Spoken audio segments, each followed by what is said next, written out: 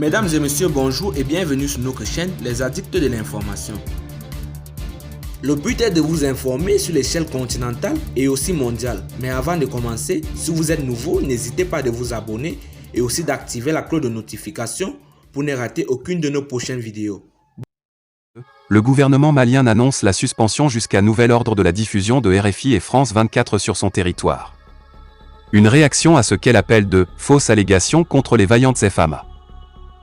Par cette décision, Radio France Internationale, RFI, et la chaîne de télévision France 24 sont momentanément persona non grata sur le territoire malien. Mais qu'est-ce qui a mis le feu aux poudres ? Bamako reproche à ces médias la divulgation de fausses allégations faisant état d'exactions commises par les forces armées maliennes, FAMA, contre des civils, de violation des droits de l'homme et du droit international humanitaire. Des accusations, sans fondement, qui ont été diffusées courant le mois de mars 2022 mais à différentes occasions. La première date du 8 mars à Genève, à l'occasion d'une déclaration de Michelle Bachelet, haute commissaire des Nations Unies aux droits de l'homme.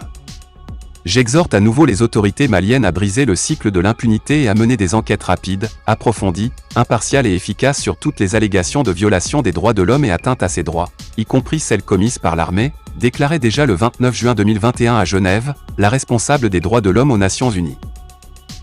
Par la suite, le 14 mars 2022, dans un reportage, RFI aurait donné la parole à des victimes présumées d'exactions qui auraient été commises par l'armée malienne et le groupe russe Wagner. Un angle de traitement de l'information qui n'a pas été du goût du gouvernement d'Assimi Goïta. Pour terminer, un rapport de Human Rights Watch, publié le 15 mars, faisait état d'une vague d'exécutions de civils et de pillages opérés par les FAMA et les djihadistes, faisant au moins 107 morts civiles depuis le mois de décembre 2021. Autant de faits qui portent à croire, en tout cas pour la junte malienne au pouvoir, qu'une cabale préméditée viserait à déstabiliser la transition, démoraliser le peuple et par la même occasion discréditer l'armée. Selon le communiqué du gouvernement malien, ces agissements de RFI et France 24 ressembleraient trait pour trait à ceux joués par la radio 1000 Collines dans le déclenchement du génocide au Rwanda en 1994. En attendant que la situation ne revienne à la normale, interdiction a été faite aux radios et télévisions nationales, aux sites d'information et journaux maliens de relayer des informations de ces deux grands médias étrangers d'information. Pour rappel, le torchon brûle entre la France et le Mali depuis plusieurs mois.